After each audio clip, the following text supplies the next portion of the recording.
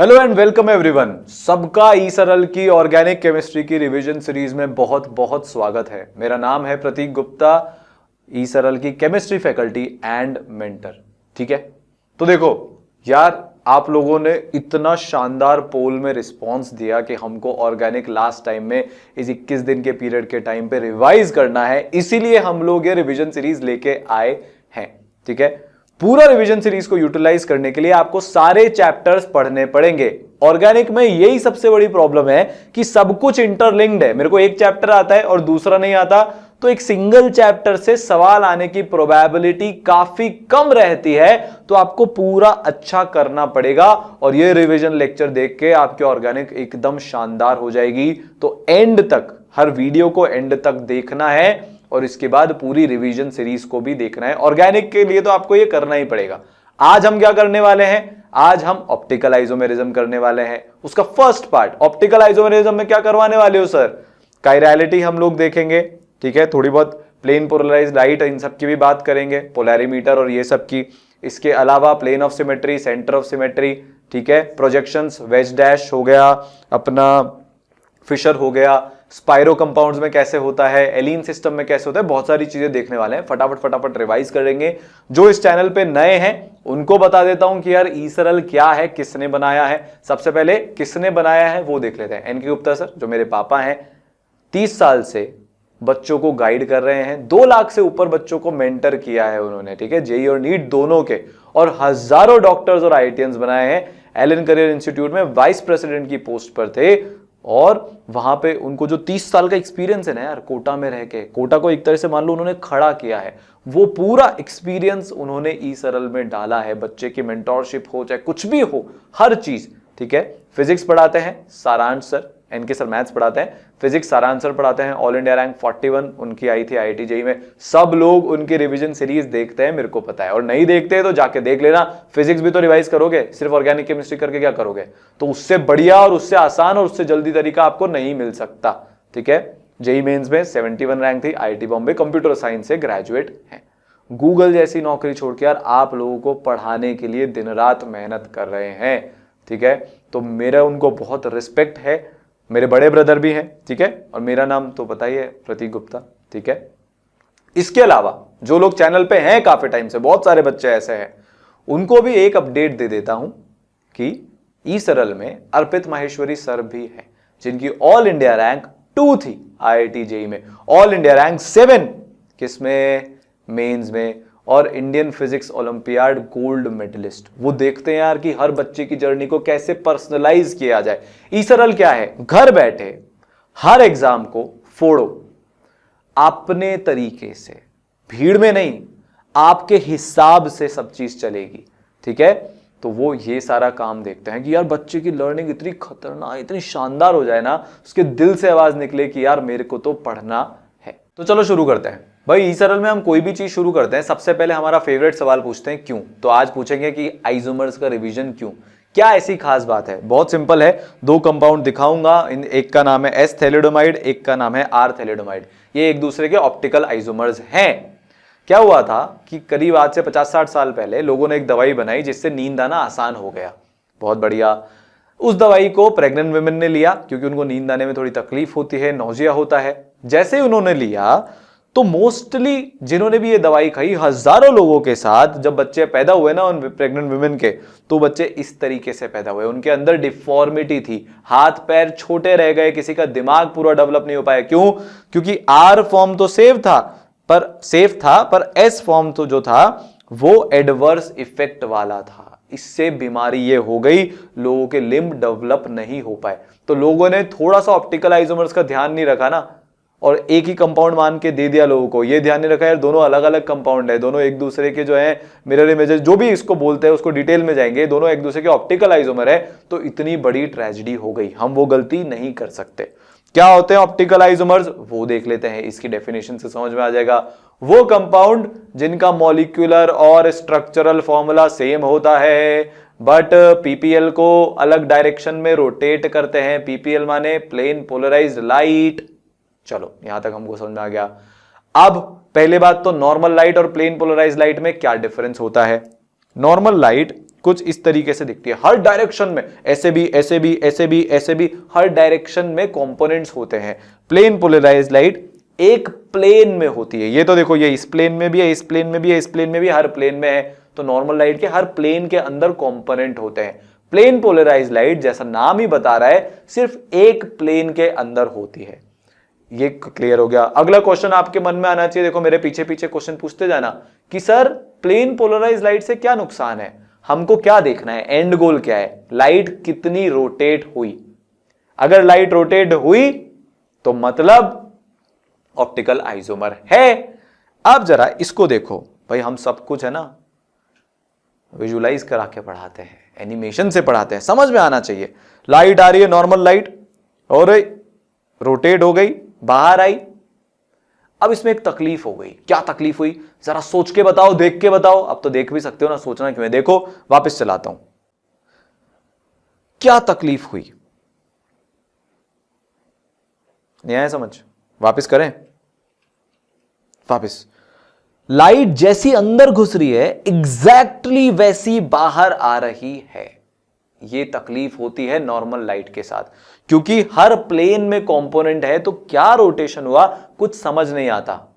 Sir आप ये क्या बोल रहे हो, अब इसको समझाता हूं दूसरे कॉमन लाइफ एग्जांपल से। मान लो मेरे पास ये व्हील है, अब इसको समझाता हूं एक कॉमन लाइफ एग्जांपल के साथ। मान लो मेरे पास ये व्हील है, ठीक है, इसको मैंने घुमाया, कितना घुमा, नहीं समझ में आया ना। क्यों, क्योंकि यार इसके अंदर तो इतने सारे स्पाइक्स हैं, हम फोकस ही नहीं कर पा रहे कि आपने घुमाया किसको, किसको नहीं घुमाया। वापस से घुमाता हूं, ये मैंने घुमाया, समझ में आया क्या, नहीं समझ में आया। अगर इसकी जगह मैं सारे स्पाइक्स हटा के सिर्फ एक स्पाइक ले लूंगा कुछ इस तरीके से, तो ये आपको दिखाओ कि अरे 90 डिग्री घूम गया सर, वो भी क्लॉकवाइज। तो एक्चुअली में रोटेशन हुआ, इसका हमको पता लग गया। क्या बोला मैंने, एक्चुअली में रोटेशन हुआ, उसका मेरे को पता लग गया। बात आ रही है कि नहीं आ रही है समझ में, ठीक है।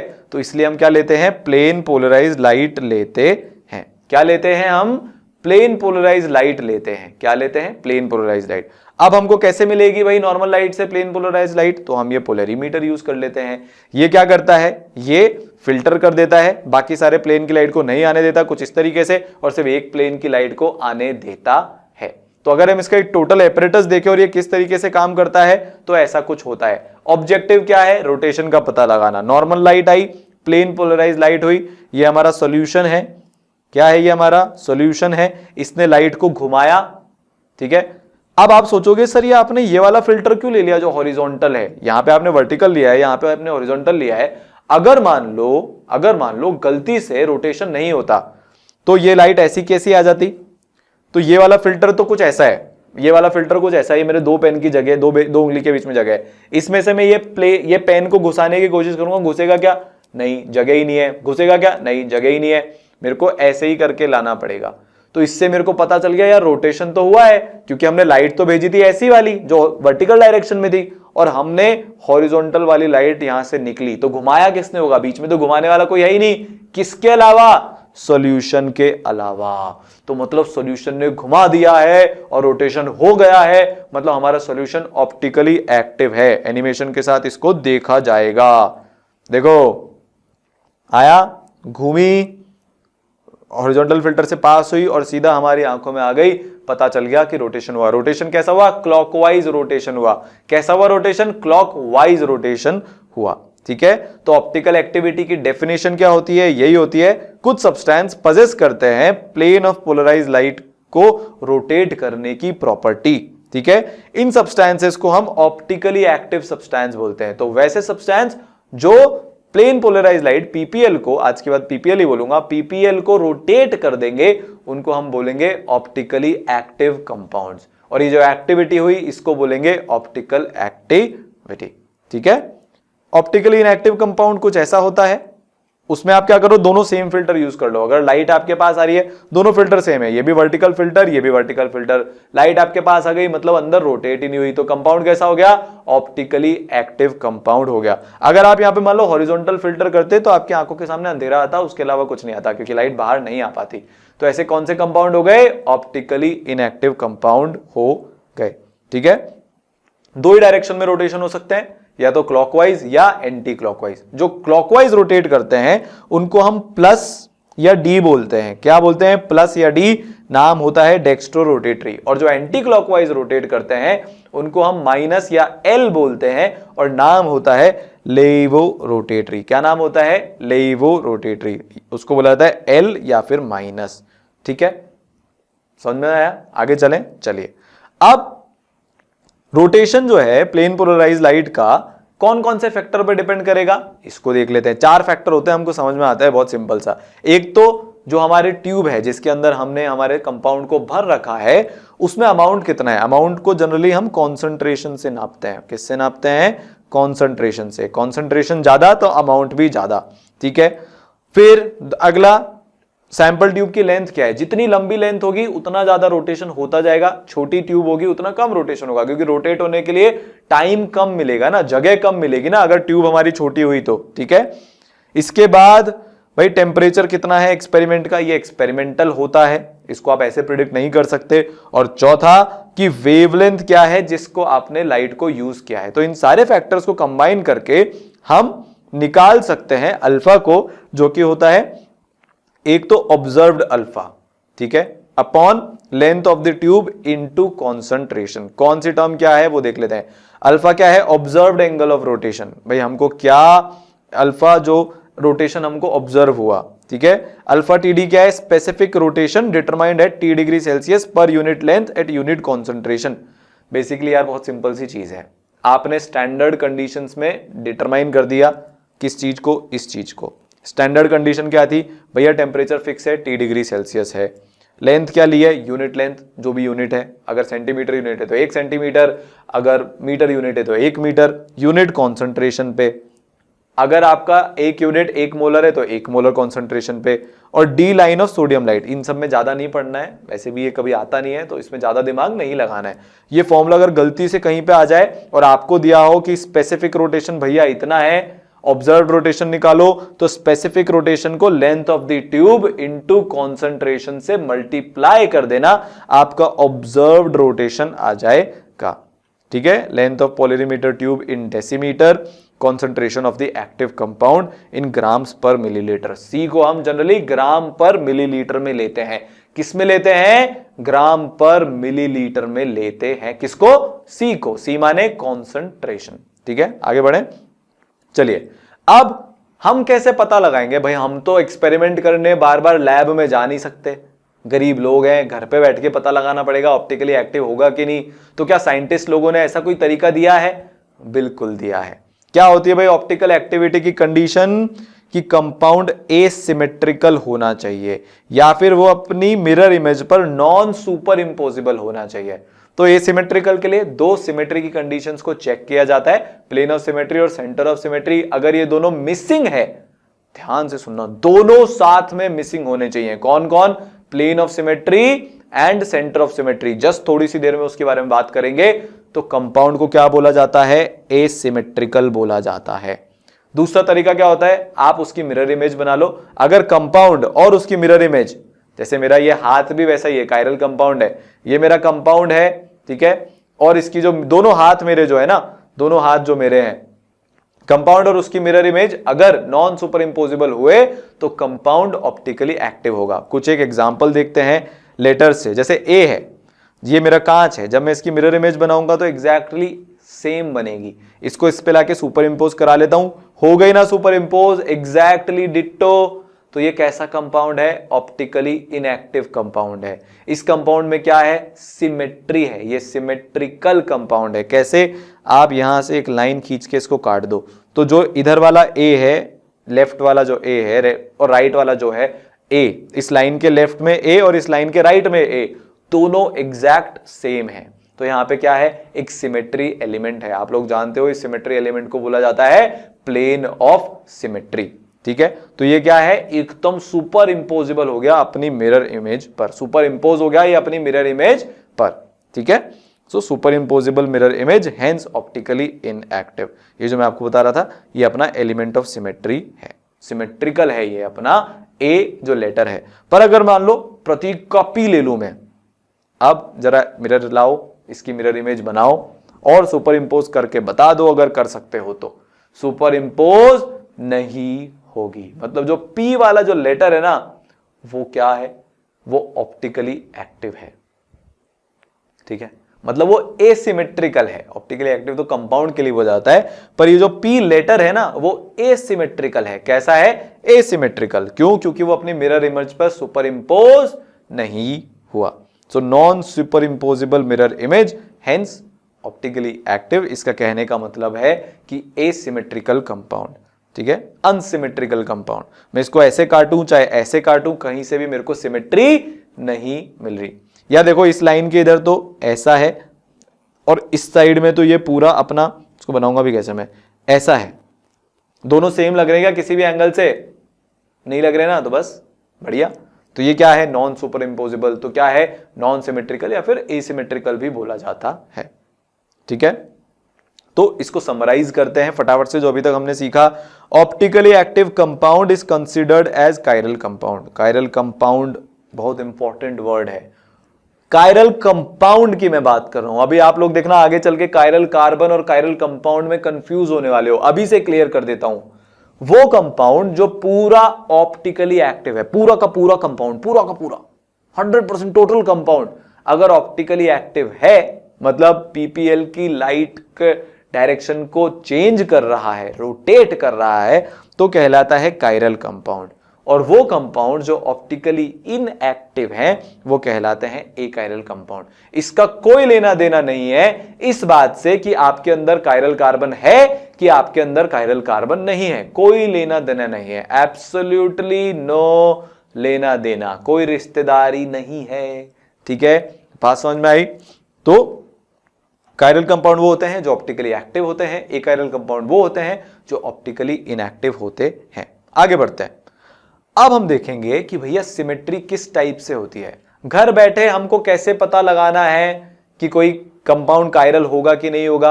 अब मैं ये नहीं बोलूंगा बार बार ऑप्टिकली एक्टिव, मैं ये बोलूंगा कायरल, कॉमन वर्ड यही है। हम घर बैठे कैसे पता लगाएं सर कि कोई कंपाउंड कायरल होगा कि नहीं होगा, आप तो हमको ये बता दो। तो मैं आपसे बोलूंगा कि यार सिमेट्री देख लो, अगर सिमेट्री है तो कायरल नहीं है, और अगर सिमेट्री नहीं है तो कायरल है। सिमेट्री और कायरलिटी में 36 का आंकड़ा है। किसका आंकड़ा है, 36 का आंकड़ा है, ठीक है। तो अगर कोई भी एलिमेंट ऑफ सिमेट्री हुआ तो कायरल नहीं होगा, और अगर एलिमेंट ऑफ सिमेट्री मिसिंग है तो कायरल होगा। क्या क्या होती है भाई टाइप ऑफ सिमेट्री, दो तरह की होती है। पहला तो होता है अपना पॉस प्लेन ऑफ सिमेट्री। क्या होता है, पॉस होता है प्लेन ऑफ सिमेट्री, ठीक है। इमेजिनरी प्लेन जो किसी भी ऑब्जेक्ट या मॉलिक्यूल को दो एकदम इक्वल पार्ट्स में काट देता है, उसको बोला जाता है प्लेन ऑफ सिमेट्री। जैसे ए को काटा था ना, उस प्लेन ने एकदम दो पार्ट में, लेफ्ट वाला ए राइट वाला ए जो कट के हुआ था एकदम सेम थे, तो इसको क्या बोला जाता है, प्लेन ऑफ सिमेट्री। आज के बाद इसको बोलूंगा पॉस। क्या बोला जाता है, पॉस बोला जाता है, ठीक है भाई। ए है, ये इसका पॉस है। ये क्या है इसका, ये इसका प्लेन ऑफ सिमेट्री है। इधर वाला ए और इधर वाला ए एकदम सेम, तो प्लेन ऑफ सिमेट्री क्या करता है, इक्वल पार्ट में बाइसेक्ट कर देता है। क्या करता है, एकदम एग्जैक्टली आइडेंटिकल इक्वल पार्ट में बाइसेक्ट कर देता है, दो टुकड़ों में बांट देता है, जो एक दूसरे के क्या होते हैं, आइडेंटिकल होते हैं, ठीक है ना। सो प्लेन ऑफ सिमेट्री, आई बात समझ में। चलिए अब इसका क्वेश्चन कर लेते हैं। आपको number of plane of symmetry in benzene ढूंढना है, ठीक है। बहुत सिंपल है। कैसे बहुत सिंपल है सर, विजुअलाइज करके देखेंगे। कैसे देखेंगे, विजुअलाइज। देखो एक प्लेन ऑफ सिमेट्री अभी आपको बताता हूं, दिखा ये प्लेन ऑफ सिमेट्री, दिख रहा है, दिखा, दिख रहा है। ये जो प्लेन है इसके इधर का बेंजीन और इधर का बेंजीन आइडेंटिकल है। क्या है, आइडेंटिकल है। ये होता है 3D में विजुअलाइज करना। कुछ चीज दिख रही है यार, लेफ्ट वाला बेंजीन और राइट वाला बेंजीन एकदम आइडेंटिकल है, मतलब इसमें प्लेन ऑफ सिमेट्री है। क्वेश्चन पूछ रहा था number of plane of symmetry, number of POS, तो एक तो हमें दिख गया, ठीक है। इसके जैसे और भी होंगे, काउंटिंग करना भी सिखाता हूं कि कैसे करते हैं। उसके अलावा एक इसको घूमते हुए देख लो आप आराम से। प्लेन के राइट में जैसा है वैसा ही प्लेन के लेफ्ट में है, हमको साफ साफ दिख रहा है। इसके अलावा एक सैंडविच प्लेन भी होता है। हम मॉलिक्यूल को एकदम ऐसे काट देना, जैसे मान लो मेरे पास ये एसी का रिमोट है, ठीक है, प्लेन, सैंडविच प्लेन क्या होता है वो बता रहा हूं, ये बराबर नहीं कटेगा। अगर मैं इसको एकदम बीच में से काट दूं, या फिर जैसे हमारा सैंडविच बनाते हैं ना हम, यार हमारा सैंडविच होता है, ब्रेड का सैंडविच सबने खाया है, उसको मैं एकदम बीच में से काट दूं, सारी सब्जियों को, सब टमाटर, ककड़ी, खीरा, ककड़ी को कटते हुए इमेजिन करो, एकदम बीच में से काट दूं, उसको क्या बोलते हैं? सैंडविच प्लेन बोलते हैं। तो चलो अभी काउंटिंग कर लेते हैं। सो अगर मैं इसकी नंबरिंग कर दूं 1 2 3 4 5 6, ठीक है। अब मान लो मैं 1 और 4 को काट दूं, मतलब मैं एक प्लेन ऐसा लेके आऊं जो 1 और 4 को एकदम बीच में से ऐसे काट दे, तो क्या आ जाएगा? एक पॉस आ जाएगा। सिमिलरली अगर मैं 2 और 5 को काट दूं, तो ये 2 और 5 को अगर मैं ऐसे काट दूं, तो भी बराबर बराबर हिस्से में मॉलिक्यूल बढ़ जाएगा। अभी विजुलाइज करा दूंगा, टेंशन लेने की जरूरत नहीं है। अगर सिमिलरली मेरे को दिख रहा है कि अगर मैं 3 और 6 को भी काट दूंगा तो भी मेरा काम हो जाएगा। इसके अलावा मैं एकदम सेंटर में से भी काट सकता हूं, मतलब 1 और 2 और 4 और 5 के सेंटर में से कुछ इस तरीके से एकदम सेंटर में से काट दिया तो भी पॉस आ जाएगा। यहां से काट दूंगा तो भी पॉस आ जाएगा, और यहां से काट दूंगा तो भी पॉस आ जाएगा, ठीक है। तो 1 2 4 5 2 3 5 6 और 3 4 1 6। इसके अलावा हमने देखा था कि जो सैंडविच प्लेन है ना, सैंडविच प्लेन है वो भी एक प्लेन ऑफ सिमेट्री है, तो उससे भी पॉस आ रहा है, तो सैंडविच प्लेन से भी पॉस आ जाएगा, ठीक है। बढ़िया, चलें आगे। चलो, तो ये सारे आपको प्लेन दिख रहे हैं। टोटल 7 प्लेन ऑफ सिमेट्री हो गए, 1 2 3 4 5 6 7। चलिए आगे चलते हैं। तो ये जो मैंने उधर नंबरिंग करी थी उससे आप इसको आइडेंटिफाई कर सकते हो, ठीक है। चलें आगे, चलिए। 7 पॉस। अगला ये अपना मॉलिक्यूल है, इसमें कितने पॉस आएंगे डायरेक्टली बता देता हूं यार। अगला ये अपना मॉलिक्यूल है, इसको सीधा विजुलाइज कर लेते हैं। इसके अंदर इतने पॉस आएंगे, कितने? 6, ठीक है। कितने पॉस आए? 6 पॉस आए, आपको दिख रहे हैं। कोई भी 2 मॉलिक्यूल को पकड़ लो, आपके पास 4 आइडेंटिकल मॉलिक्यूल हैं, उसमें से आपको कोई भी 2 को सेलेक्ट करना है, पीएनसी लगाओ, परम्यूटेशन कॉम्बिनेशन 4C2, तो 6 पॉस आ जाएंगे। कोई भी 2 को पकड़ना है, तो जैसे 1 2 3 4 है, 1 2 को पकड़ लिया, काट दो, 1 3 को पकड़ लिया, काट दो, 1 4 को पकड़ लिया, काट दो, फिर 2 3 को पकड़ लो, 2 4 को पकड़ लो, और 3 4 को पकड़ लो। 6 पॉस हो गए। बहुत आसान है, बहुत आसान है, सिंपल मैथ है, ठीक है। चलिए आगे चलते हैं। 6 पॉस आ गए यहां।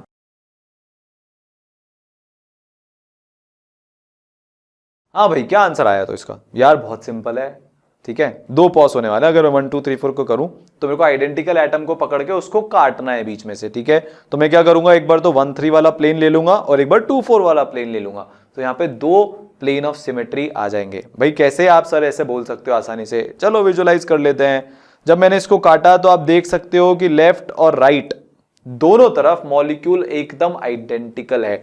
ब्लू वाली जो बॉल्स हैं वो एकदम आइडेंटिकली बीच में से कट गई हैं, और ग्रीन वाली बॉल तो आपको दिख ही रहा है इक्वल डिस्टेंस पर है, सब कुछ सेम है। तो मॉलिक्यूल में क्या आ गया? प्लेन ऑफ सिमेट्री आ गया। तो जब भी किसी कार्बन पे, मतलब जो कार्बन है 4 वैलेंसी होती है उसकी, 2 वैलेंसी सेम और बाकी 2 भी सेम, तो कितने प्लेन ऑफ सिमेट्री आते हैं? 2 प्लेन ऑफ सिमेट्री। इस वाले को आप इस तरीके से काट दो तो ऊपर का और नीचे का एकदम सेम है, सेम टू सेम, आइडेंटिकल।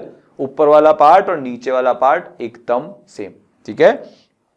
पर अगर मैं इसकी बात करूंगा तो मैं कैसे भी काट लूं कभी भी प्लेन ऑफ सिमेट्री नहीं आएगी।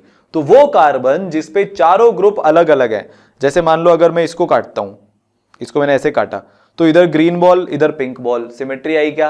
नहीं आई। कैसे भी काट लो, एक तरफ अलग कलर की बॉल रहेगी, दूसरी तरफ अलग कलर की बॉल रहेगी, तो सिमेट्री आ ही नहीं सकती है। आइडेंटिकल होना चाहिए सिमेट्री के लिए, तो हमारे पास सिमेट्री नहीं आई। अब अगर हमारे पास सिमेट्री नहीं आई तो मतलब प्लेन ऑफ सिमेट्री नहीं है। यहां पे कोई भी प्लेन में हम काट रहे हैं, कोई भी प्लेन नहीं आया, तो प्लेन ऑफ सिमेट्री हमारे पास नहीं आया, ठीक है भाई। तो नो पॉस, कोई पॉस नहीं आया। अब इस मॉलिक्यूल में आपको निकालना है कि कितने पॉस होंगे, तो मेरे को 2 पॉस दिख रहे हैं यहां पे। एक तो मैं एकदम मॉलिक्यूल को बीच से काट दूं, एकदम ऐसे खलास छटाक, तो पॉस आ जाएगा, ठीक है। दूसरा सैंडविच प्लेन, सैंडविच प्लेन मतलब 2 ब्रेड के पीस बीच में से खचाक, तो कौन सा प्लेन आ गया? सैंडविच प्लेन आ गया। तो 2 यहां पे मेरे को पॉस दिख रहे हैं, एक तो ऐसे तरह से काटा, एक तो इस तरीके से। और जो डबल बॉन्डेड ये वाला जो कंपाउंड है, दिस इज प्लेनर। सारे मॉलिक्यूल, पूरा जो मॉलिक्यूल है उसका हर एक एटम सेम प्लेन में है, इसलिए जब हम सैंडविच प्लेन से काटते हैं, जो भी प्लेनर कंपाउंड है उसमें हमेशा प्लेन ऑफ सिमेट्री होता है। तो प्लेनर कंपाउंड में ऑप्टिकल आइसोमेरिज्म शो होता ही नहीं है, इसीलिए तो नहीं होता।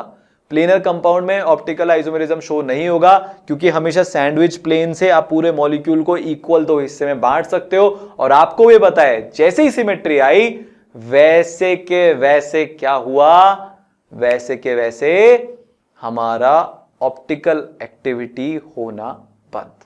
ठीक है, तो प्लेनर कंपाउंड्स में ऑप्टिकल आइसोमेरिज्म शो नहीं होता, कोई कंफ्यूजन मत रखना। चलिए आगे चलते हैं।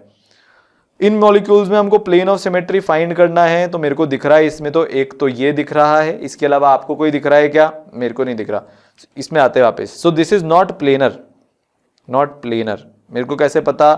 ये कार्बन sp3 कार्बन है, sp3 कार्बन 109.5 डिग्री पे रहता है टेट्राहेड्रन में। तो अगर मैं इसको एक प्लेन मान रहा हूं, यहाँ पे जो आपको एक स्क्वायर नाम की चीज दिख रही है, इसको 4 मेंबर रिंग को अगर मैं एक प्लेन मांग रहा हूं तो H प्लेन के ऊपर है, Me प्लेन के नीचे है। जब मैं इसको इस तरीके से काटूंगा तो लेफ्ट साइड, मतलब जो भी ये साइड है, अगर मैं इस साइड जाता हूं तो H के सामने H, Me के सामने Me। ठीक है, इधर कार्बन के सामने कार्बन, मतलब प्लेन ऑफ सिमेट्री है। इस कंपाउंड में अगर देखेंगे ऐसे काट देता हूं तो OH के सामने OH, H के सामने H, Me के सामने Me, प्लेन ऑफ सिमेट्री बिल्कुल है। ठीक है, इसको मैं इस तरीके से काट दूंगा H, तो H और Cl आधे आधे कट गए, बात ही खत्म हो गई, क्योंकि इधर एक कार्बन, इधर एक कार्बन। एक और प्लेन ऑफ सिमेट्री है इसमें, इस तरीके से जब मैं ऐसे काटूंगा तो क्या हुआ, इसको देखो अब बना के बताता हूं आपको। जब मैंने इसको ऐसे काटा तो मेरे पास ये कुछ इस तरीके का कंपाउंड बना। एक पार्ट तो ये है जहां पे इधर H है और इधर Cl है। ठीक है, दूसरा पार्ट जो है वो मेरा दूसरा पार्ट ऐसा है।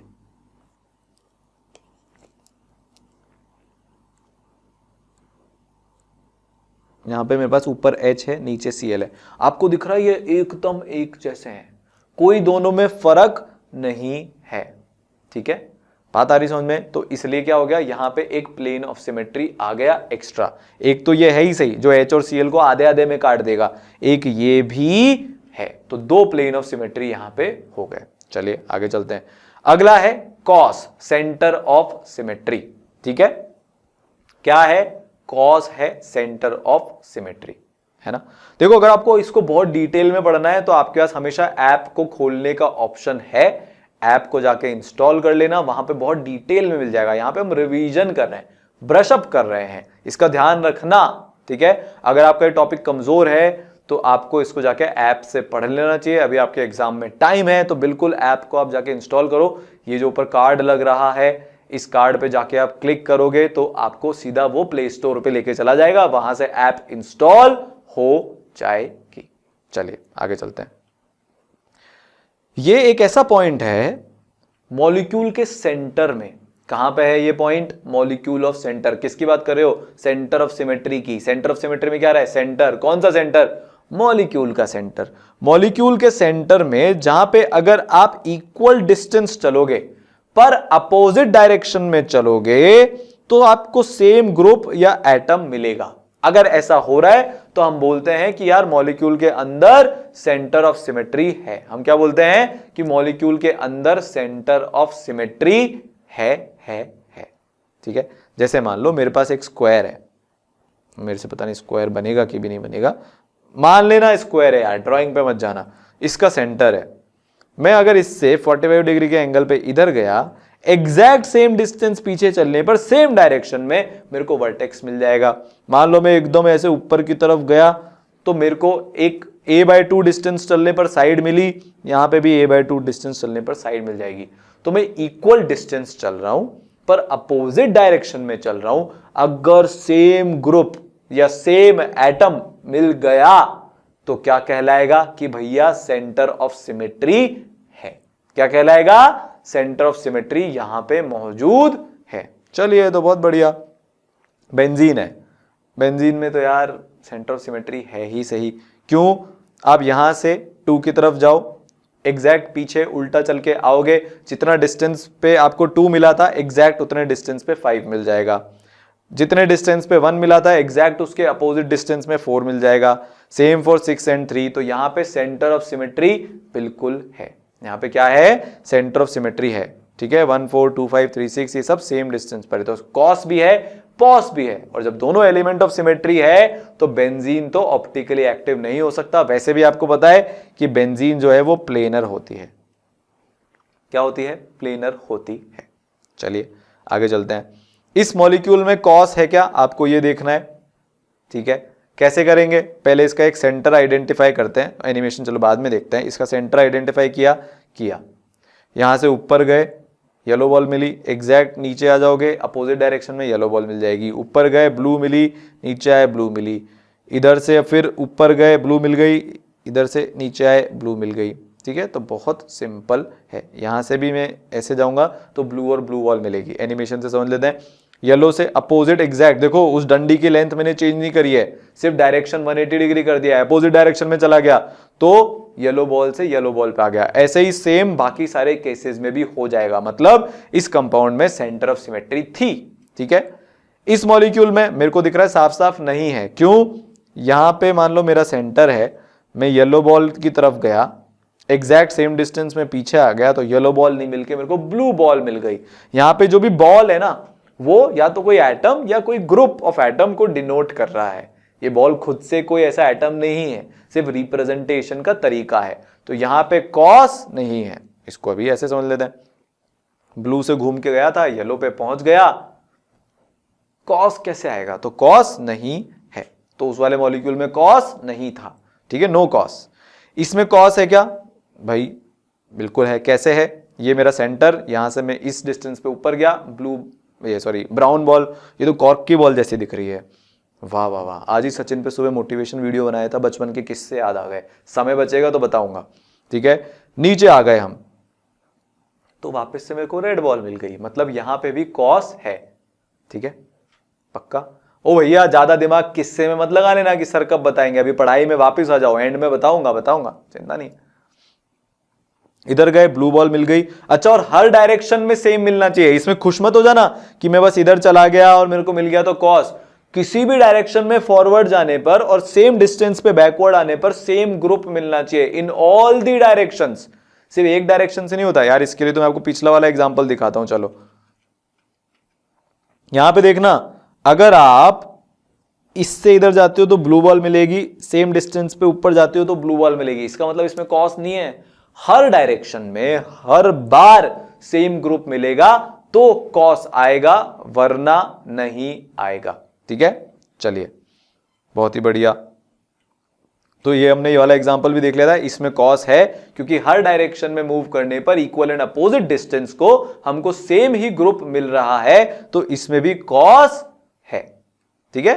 चलिए अब हम बात कर लेते हैं एक कायरल कार्बन की या एसिमेट्रिक कार्बन की। ओवरऑल अब हमको देखना है, हमको सारी चीजें ऑलरेडी पता है। कोई भी कार्बन को हम कायरल जब बोलते हैं जब वो चारों ग्रुप जो उसमें जुड़े हुए हैं, हमने देखा था चारों अलग अलग कलर की बॉल थी, वो अलग अलग होने चाहिए। कार्बन की वैलेंसी 4 होती है, तो अगर चारों ग्रुप अलग अलग हैं तो कार्बन कैसा हो जाएगा, कायरल हो जाएगा। तो यहां पे वही डेफिनेशन में लिखा हुआ है, ठीक है। जैसे ये है क्लोरीन, ब्रोमीन, आयोडीन और हाइड्रोजन, तो ये क्या है, एक कायरल कार्बन है, उसको हम एस्ट्रिक से मार्क करते हैं। कायरल कार्बन को किससे मार्क करते हैं, एस्ट्रिक से मार्क किया जाता है, ठीक है। चलें आगे, चलो अब आपको कायरल सेंटर मार्क करने हैं, तो चारों ग्रुप अलग होने चाहिए। यहां पे मेरे को 2 हाइड्रोजन दिख रहे हैं, चलो तो ये भी नहीं है। यहां भी 2 हाइड्रोजन दिख रहे हैं, ये भी नहीं है। यहां भी 2 हाइड्रोजन दिख रहे हैं, ये भी नहीं है। यहां पे एक OH है, एक H है, एक तरफ मिथाइल है, एक तरफ इथाइल है, तो यहां पे सिर्फ एक ही कायरल कार्बन है जो कि ये वाला कायरल है, ठीक है। बाकी दोनों मॉलिक्यूल में आपको कायरल कार्बन फाइंड करके आने, फाइंड करके आओ।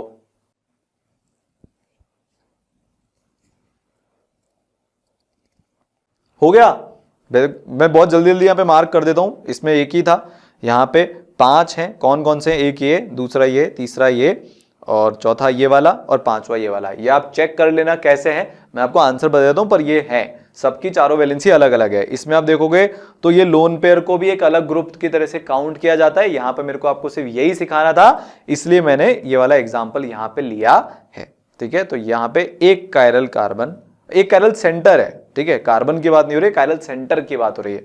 तो यहां पे एक कायरल सेंटर है, ठीक है। फिर आप बोलोगे सर ऑक्सीजन क्यों नहीं है, क्योंकि वहां पे 2 लोन पेयर होते हैं, तो ये क्या है, कायरल सेंटर नहीं है, ठीक है ना।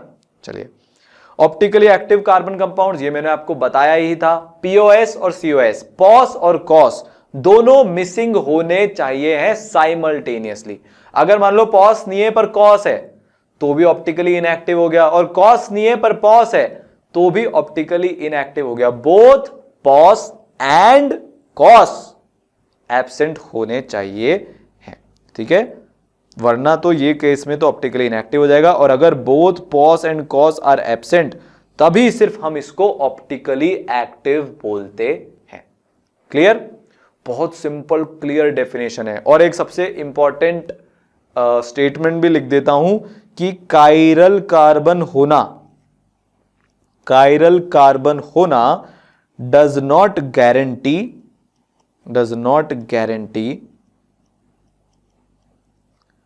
Optically active carbon compound. कैसा होगा जब आगे हम मीजो को रिवाइज कर रहे होंगे तब बताऊंगा। अभी के लिए यह बात अपने दिमाग में डाल लो कि कायरल कार्बन होना is not the sufficient condition. सिर्फ कायरल कार्बन देख के नहीं बोला जा सकता। देखो, अगर अकेला कायरल कार्बन है तो कंपाउंड ऑप्टिकली एक्टिव होगा, पर अगर एक से ज्यादा कायरल कार्बन है तो हम दम ठोक के नहीं बोल सकते कि वो ऑप्टिकली एक्टिव है। उसके लिए बहुत सारी चीजें चेक करनी पड़ती है जो अगले लेक्चर में रिवाइज करेंगे। चलें आगे। चलिए, तो आपको कंपाउंड में बताना है कि इसमें पॉस है, कॉस है, कौन ऑप्टिकली एक्टिव इनएक्टिव है। ये कंपाउंड साफ दिख रहा है, बीच से काट दो, पॉस आ जाएगा, पॉस इसमें है। कॉस है क्या? नहीं। क्यों? इधर से मान लो मेरा ये सेंटर है, ऊपर जाऊंगा तो CH3 मिलेगा, नीचे जाऊंगा तो कुछ नहीं मिलेगा, तो मतलब क्या है ये, इसमें कॉस नहीं है। तो ये ऑप्टिकली एक्टिव हुआ कि इनएक्टिव? इनएक्टिव। क्यों? क्योंकि एटलीस्ट एक एलिमेंट ऑफ सिमेट्री तो है, तो ये इनएक्टिव हो गया, ठीक है। इसमें अगर हम देखें तो इसमें तो पॉस भी नहीं है, कैसे भी काट लो पॉस इसमें नहीं आएगा। यहां से इसको अगर ऐसे काटता हूं तो इधर तो Cl है, Cl के सामने H है, तो पॉस नहीं है। इक्वल पार्ट में डिवाइड नहीं हुआ ना, आइडेंटिकल पार्ट में डिवाइड नहीं हुआ ना, तो मतलब पॉस नहीं है। तो पॉस नहीं है, कॉस नहीं है, तो ये कैसा कंपाउंड हो गया? ये एक एक्टिव कंपाउंड हो गया, ठीक है। अब यार ये जो 3D इमेजिनेशन है ना और ये सब है, इसका तो एक दिक्कत आती है कि यार हम हर बार मॉलिक्यूल को 3D में इमेजिन नहीं कर सकते। कई बार इतना कॉम्प्लिकेटेड हो जाता है कि हमको उसको 2D में रिप्रेजेंट करना ही पड़ता है। और 2D में रिप्रेजेंट करने के लिए projection formula of chiral molecules use किया जाता है। इसका मतलब क्या है?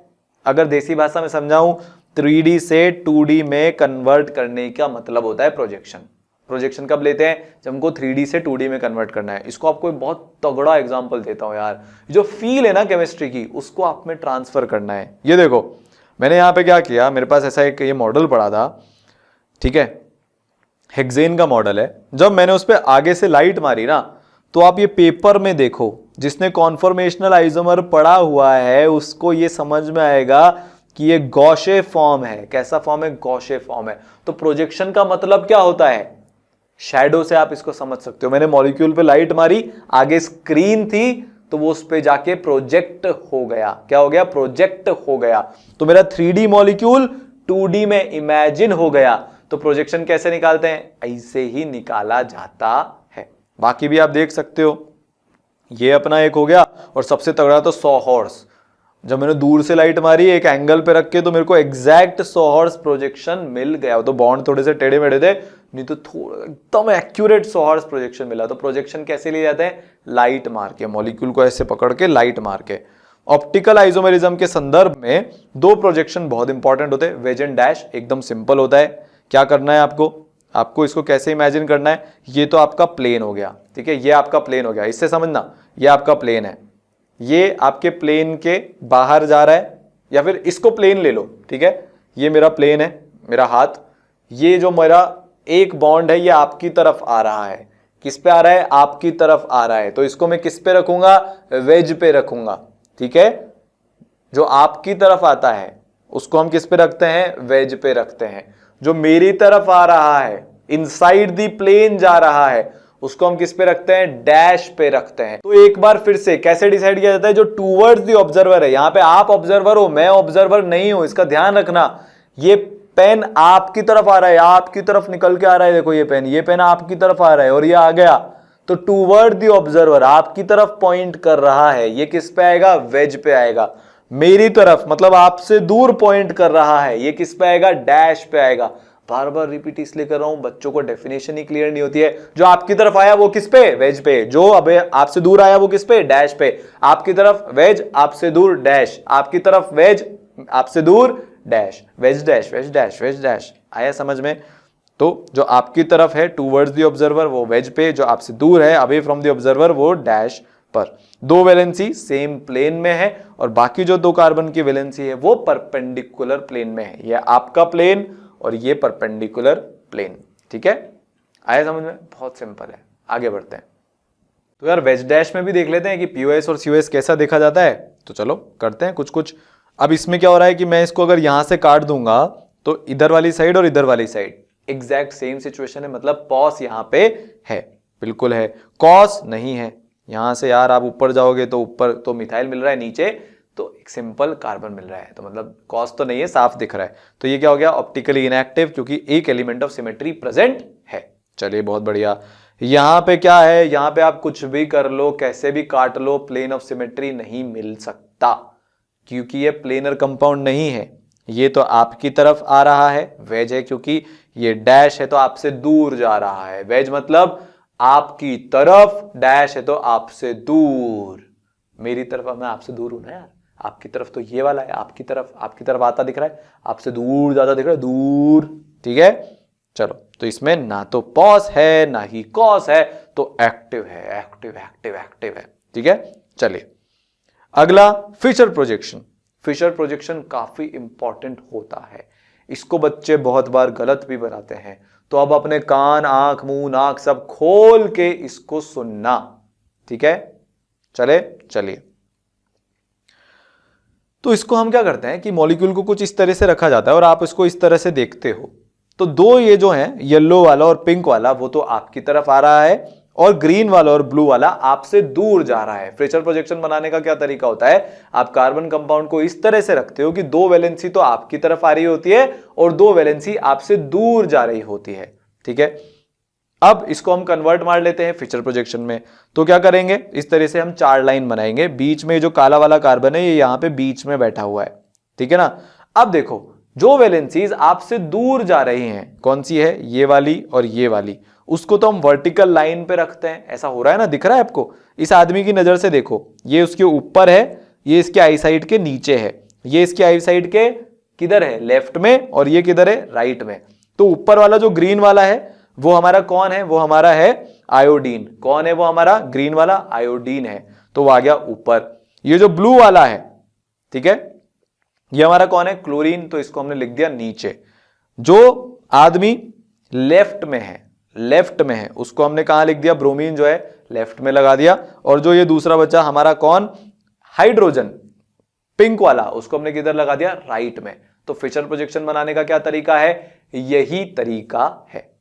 दो वैलेंसी आपकी तरफ आ रही है, मतलब मैं मेरी तरफ कर रहा हूं, आपकी तरफ आ रही है दो वैलेंसी, तो ये दो वैलेंसी जो है वो आपकी तरफ आ रही है, और दो वैलेंसी आपसे दूर पीछे की तरफ जा रही है। तो ये जो है ये ग्रीन वाला है, ये जो है ये ब्लू वाला है। आ रहा है समझ में? ठीक है, तो इस तरीके से फिशर प्रोजेक्शन बनाया जाता है। दो वैलेंसी आपकी तरफ, दो वैलेंसी आपसे दूर। जो आपसे दूर जा रही है उसको वर्टिकल लाइन पे, और जो आपकी तरफ आ रही है उसको हॉरिजॉन्टल लाइन पे।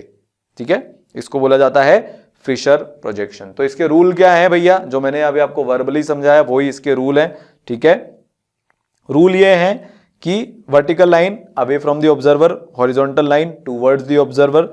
तीसरी चीज, सेंट्रल कार्बन एटम जो क्रॉस का, ये जो बात हो रही है, ये हमारा कायरल होना चाहिए। कायरल कार्बन के लिए ही एक फिशर प्रोजेक्शन वैलिड है, बाकी सबके लिए बनाने का कोई सेंस नहीं बनता। ठीक है, जब मॉलिक्यूल में या कोई कायरल कार्बन है या पूरा मॉलिक्यूल कायरल है, तब हम फिशर प्रोजेक्शन बनाते हैं।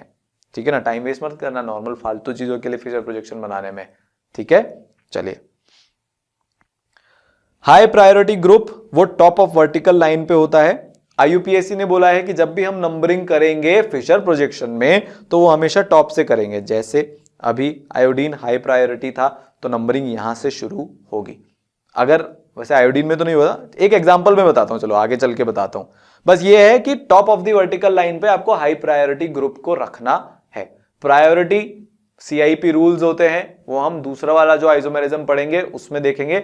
अभी अज्यूम कर रहा हूं कि आपको उसका थोड़ा बहुत आइडिया है, ठीक है ना। पांचवा, maximum carbon atoms vertical line पे होने चाहिए है। ये पांचवी कंडीशन है कि maximum carbon atoms vertical line पे होने चाहिए है। तो बस अब ये सारे रूल्स को ध्यान में रखते हुए अपन एग्जांपल कर लेते हैं। लैक्टिक एसिड का जब मैं बनाऊंगा तो मेरे को मैक्सिमम कार्बन एटम्स को वर्टिकल लाइन पे रखना है, मतलब इसको और इसको वर्टिकल लाइन पे रखना है। और ये हाई प्रायोरिटी है क्योंकि कार्बन के साथ ऑक्सीजन है। एटॉमिक नंबर से देखते हैं ना इसको, CIP रूल से। तो ये क्या होना चाहिए, टॉप पे होना चाहिए। ये कहां पे होना चाहिए, बॉटम पे होना चाहिए, ठीक है। बस तो बहुत सिंपल है, ठीक है ना। भाई अगर मैं इन दोनों के उससे देखूंगा तो OH राइट में है, तो इसके दो तरीके हो सकते हैं, या तो OH राइट में बन सकता है या लेफ्ट में बन सकता है। तो ये अगर आप देखोगे तो ये इसकी मिरर इमेज है। तो ये फिशर प्रोजेक्शन हो गया लैक्टिक एसिड का, ठीक है। क्लियर, पक्का, रूल सारे फॉलो हो रहे ना, बिल्कुल हो रहे हैं, ठीक है। हमने ज्यादातर कार्बन को वर्टिकल लाइन पे रख दिया, हाईएस्ट प्रायोरिटी को टॉप मोस्ट पोजीशन भी दे दी। चलिए एक और एग्जांपल करते हैं, 2 कायरल कार्बन का। इसमें दोनों कायरल है कार्बन, ये वाला भी और ये वाला भी, ठीक है ना। तो जब हम इसको बनाएंगे तो ये तो हमारी वर्टिकल लाइन होगी, आपको दिख रही है, ये हमारी वर्टिकल लाइन होगी। दोनों ऊपर नीचे COOH है, इसलिए कोई फर्क नहीं पड़ रहा है। और क्योंकि दोनों OH सेम साइड है यहां पे, तो यहां पे भी हमने सेम साइड पे रखे हैं। सिमिलरली ये एक कायरल है ना, क्योंकि इसमें प्लेन ऑफ सिमेट्री है। इसके अलावा एक और तरीका हो सकता है कि दोनों OH अपोजिट साइड में हो, तो ये बन जाएगा, ठीक है। इसमें क्या होगा कि इसमें ना तो प्लेन ऑफ सिमेट्री है और ना ही सेंटर ऑफ सिमेट्री है, ठीक है। तो यहां पे ना प्लेन ऑफ सिमेट्री है ना सेंटर ऑफ सिमेट्री है, तो फिर ये क्या होगा कि ये अपना कायरल होगा। तो पूरा का पूरा कंपाउंड कायरल होगा, ठीक है। कुछ बच्चों को देखने में लगेगा कि सर ऊपर जाने पर भी तो COH, नीचे जाने पर COH, इधर जाने पर H, इधर जाने पर H, इधर जाने पे OH, इधर जाने पे OH। पर भैया ये 2D रिप्रेजेंटेशन है, 3D में ऐसा नहीं हो रहा, तो इसका कंफ्यूज नहीं होना। फिशर प्रोजेक्शन में बच्चे कॉस को लेकर जनरली कंफ्यूजिया जाते हैं, नहीं कंफ्यूजिया आना, ठीक है। इससे आप कॉस नहीं देखते, सिर्फ पॉस देखते हो, ठीक है ना। तो यहां पे कॉस भी नहीं है, पॉस भी नहीं है, तो ये क्या है, कायरल है। तो जो ये कायरल है तो इसकी जो है एक मिरर इमेज भी यहां पे लगेगी, ठीक है ना। चलिए अब फिशर को आप कैसे करेक्ट करोगे। अगर गलत फिशर बना हुआ है तो उसका एक तरीका होता है फिशर को करेक्ट करने का। अगर कार्बन चेन हॉरिजॉन्टल लाइन पे हो तो आपको 3 पेयर चेंज करके उसको वर्टिकल पे लाना पड़ेगा। फिशर 2 तरीके से गलत हो सकता है, एक तो कि हाईएस्ट प्रायोरिटी ग्रुप टॉप पे ना हो, दूसरा कार्बन चेन हॉरिजॉन्टल की जगह वर्टिकल, मतलब वर्टिकल की जगह हॉरिजॉन्टल पे आ गई हो। कर लेते हैं इसको। तो आपको 3 पेयर चेंज करना पड़ता है। क्या करना पड़ता है, 3 पेयर चेंज करना पड़ता है। तो चलो देखते हैं 3 पेयर चेंज कैसे करते हैं, एग्जांपल से समझेंगे ना। बेस्ट एग्जांपल है यहां पे, ये जो COOH है, ये जो अपना भाई है, ये नीचे पड़ा हुआ है हॉरिजॉन्टल लाइन पे, इसको वर्टिकल पे पहुंचाना है। तो आप क्या करोगे, इस COH को वर्टिकल पे पहुंचाने के लिए और इस रॉन्ग फिशर प्रोजेक्शन को, लैक्टिक एसिड का जो रॉन्ग फिशर प्रोजेक्शन है, इसको सही करने के लिए आप कुछ नहीं करोगे, 3 पेयर चेंज करोगे। कैसे, बताता हूं। काफी सिंपल है, देखो ध्यान से देखना। आप COH को ऊपर, इस OH को इधर H की जगह और इस H को COOH की जगह, कितना पेयर चेंज हुआ, 3 पेयर। COH को आपने पहुंचा दिया OH, ये फर्स्ट स्टेप, OH को H की जगह पे सेकंड स्टेप और H को COH की जगह पे 3 स्टेप। तो 3 स्टेप प्रोसेस, 3 पेयर चेंज। हर बार 3 पेयर चेंज ही करना। अगर आप ये नहीं करोगे तो मॉलिक्यूल का कॉन्फ़िगरेशन चेंज हो जाएगा। R और S 2 कॉन्फ़िगरेशन होते हैं जो हम अगले लेक्चर में देखेंगे, वो चेंज हो जाएगा। 3 पेयर चेंज करने से कॉन्फ़िगरेशन चेंज नहीं होता, तो जो मॉलिक्यूल पहले था वही बाद में रहता है। तो 3 पेयर चेंज ही करना। 2 पेयर चेंज करके फ्री मत हो जाना कि COH को ऊपर पहुंचा देता हूं, OH को इसकी जगह ले आता हूं। नहीं, रैंडम नहीं चलना। 3 पेयर चेंज, COH OH की जगह, OH H की जगह और H COOH की जगह। तो फाइनली आपका मॉलिक्यूल कैसा दिखेगा, ऐसा दिखेगा। और ये क्या है, परफेक्ट फिशर बन गया लैक्टिक एसिड का। तो ये एक गलती सुधारी, अगर हॉरिजॉन्टल पे कार्बन चेन का कोई पार्ट पड़ा हो और हमको उसको वर्टिकल पे पहुंचाना हो। चलिए बहुत बढ़िया। दूसरी गलती सुधार लेते हैं कि अगर high priority group vertical line के बॉटम पे रहा, आईयूपीएससी ने बोला हाईएस्ट प्रायोरिटी को ऊपर रखना है और आपने उसको नीचे रख दिया, तो आप क्या करोगे, पूरे मॉलिक्यूल को 180 डिग्री से उसी के प्लेन में घुमा दोगे। जैसे ये मेरा फोन है, ठीक है, देखो ये क्या है, लो प्रायोरिटी ग्रुप, ये क्या है, हाई प्रायोरिटी ग्रुप। आप इसको पूरा का पूरा 180 डिग्री रोटेट कर दो प्लेन में। आपने क्या किया, 180 डिग्री रोटेट कर दिया, तो हाई प्रायोरिटी ग्रुप तो क्या आ गया, ऊपर, और लो प्रायोरिटी ग्रुप क्या आ गया, नीचे। हाँ, ये सरल का स्टिकर है, मेरे को दिख रहा है। हाई प्रायोरिटी ग्रुप क्या आ गया, ऊपर, लो प्रायोरिटी ग्रुप क्या आ गया, नीचे आ गया। तो आपको प्लेन में 180 डिग्री रोटेट करना है, ठीक है। क्या करना है आपको, प्लेन में 180 डिग्री रोटेट करना है। चलिए, बहुत ही बढ़िया, तो इसको करके देख लेते हैं। ये जो है इसका रॉन्ग फिशर प्रोजेक्शन है। आप प्लेन के अंदर 180 डिग्री रोटेट कर दो। आपने क्या किया, परफेक्ट फिशर बना दिया, 180 डिग्रीज को रोटेट करके प्लेन में, सेम प्लेन में करना है, रैंडम प्लेन में नहीं, उसी प्लेन में घुमाया, जैसे हमने मोबाइल को घुमाया था ना वर्टिकल प्लेन के अंदर, एग्जैक्टली वैसे, ठीक है। क्लियर है, चलिए आगे चलते हैं। अब छोटा सा लास्ट पार्ट बचा है, इसको हम बहुत आराम से देख लेंगे, ज्यादा इसमें कुछ है नहीं। जनरली बच्चों को कंफ्यूजन हो जाता है, इसलिए बता रहा हूं। अलग अलग टाइप के कंपाउंड्स, दो टाइप के कंपाउंड्स देखेंगे, एलीन्स और स्पाइरो, ठीक है।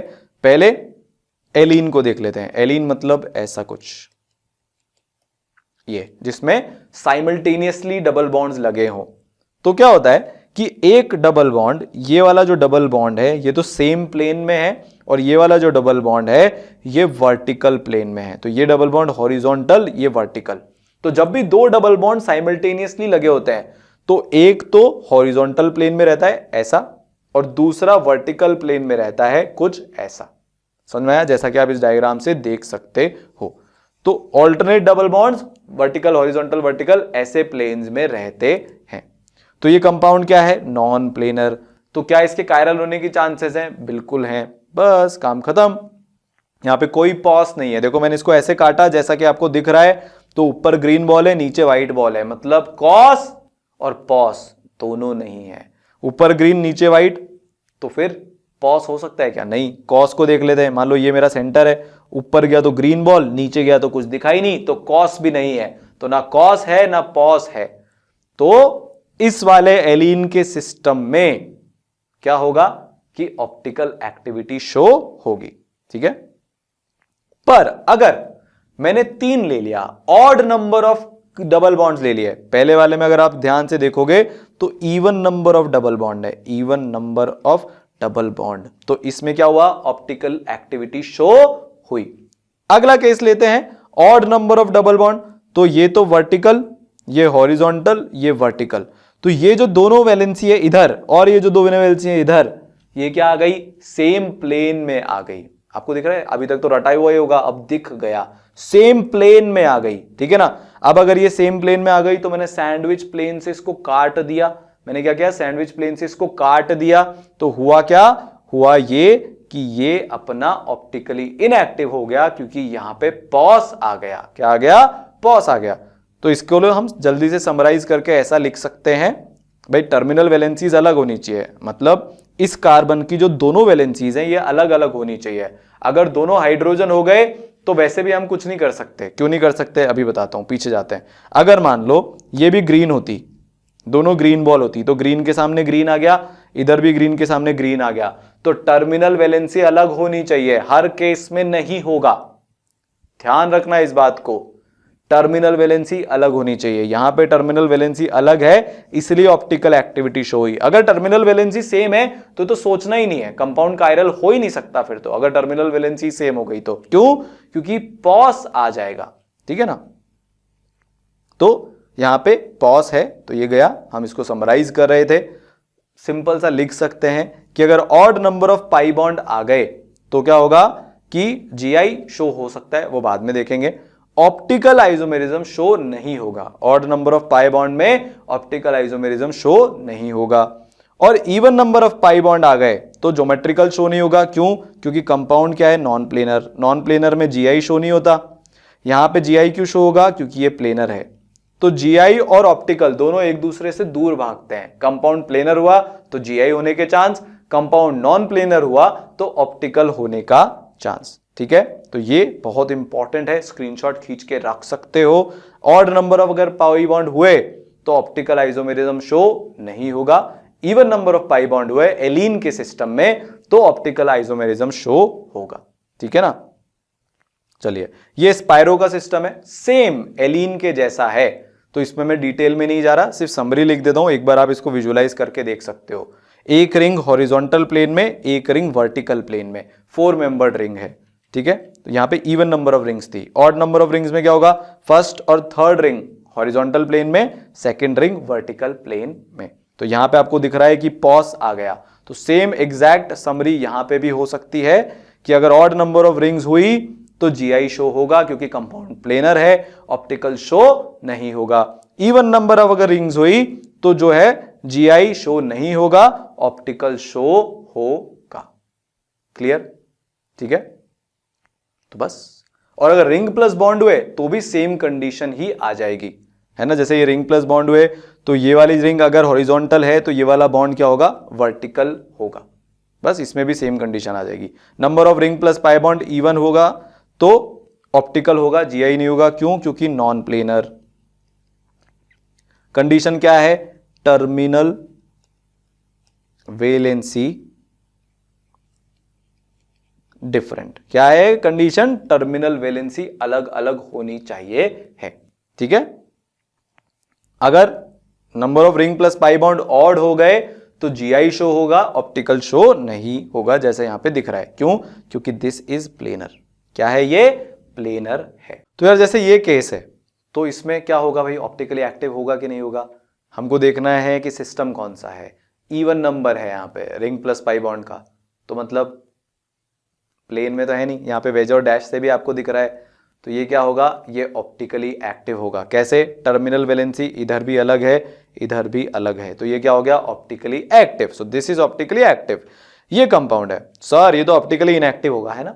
क्यों भाई, क्योंकि सर ये तो प्लेनर है, देखो ये बेंजीन भी प्लेनर, ये बेंजीन भी प्लेनर है ना, तो ऑप्टिकली इनएक्टिव लिख देते हैं। क्या बोलते हो, लिखूं कि नहीं लिखूं, लिखूं कि नहीं, लिखूं कि नहीं। अरे भैया ये ऑप्टिकली इन नहीं, ऑप्टिकली एक्टिव होगा। क्यों?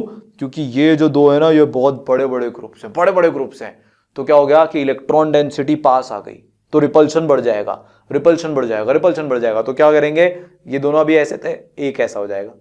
जैसे ही आपने प्लेन चेंज किया तो इलेक्ट्रॉन क्लाउड के बीच की डिस्टेंस इंक्रीज हो गई, रिपल्शन कम हो गया, स्टेबिलिटी बढ़ गई। ओहो, तो ये क्या चले गए, आउट ऑफ प्लेन चले गए। बस जैसे आउट ऑफ प्लेन गए, टर्मिनल वैलेंसी सेम नहीं है, तो क्या होगा, ऑप्टिकली एक्टिव हो जाएंगे। ठीक है, क्लियर। तो ऑप्टिकली एक्टिव हो गए, है ना। तो देखो यार, ये पहला वीडियो है, मैं क्या करूं, थोड़ा सा लंबा वीडियो बन रहा है यहां पे। ठीक है, थोड़ा इतने लंबे टाइम तक कॉन्सेंट्रेट करना मुश्किल होता है, आप इसको 2 पार्ट में ब्रेक करके देख सकते हो, बट मैं यार ये कोशिश कर रहा हूं कि ज्यादा से ज्यादा चीजें आपको बताई जाएं, कुछ और बचे ही ना, नोट्स खोलने की जरूरत ही ना पड़े, क्योंकि यार जब ऐसा होगा तभी तो मजा आएगा। बहुत मेहनत से चीजें छांट छांट के, सोच सोच के रिवीजन सीरीज बन रही है, तो यार एक तो लाइक जरूर करना है, सब्सक्राइब तो करना ही है किसी भी कीमत पर, और अपने दोस्तों में भी इसको शेयर करना है। जितने लोग साथ मिलके पढ़ेंगे उतना मजा आएगा।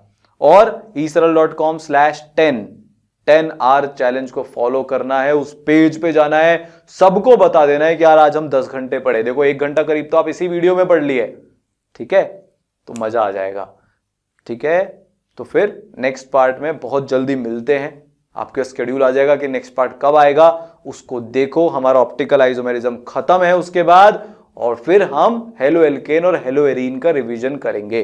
ठीक है, तो बहुत मजा आ रहा है मेरे को पढ़ाने में, आई होप आपको उतना ही मजा आ रहा होगा पढ़ने में। और फिर से बता रहा हूं, ऐप इंस्टॉल करनी है, ठीक है, ऐप इंस्टॉल करनी है, उससे आपके रिवीजन में मदद होगी। मैं कुछ कुछ चीजें ऐप पर भी आपको बोलूंगा करने के लिए, वो आप करना। तो आप eSaral की ऐप बिल्कुल डाउनलोड करें, इंस्टॉल करें, नीचे डिस्क्रिप्शन में भी लिंक मिल जाएगा।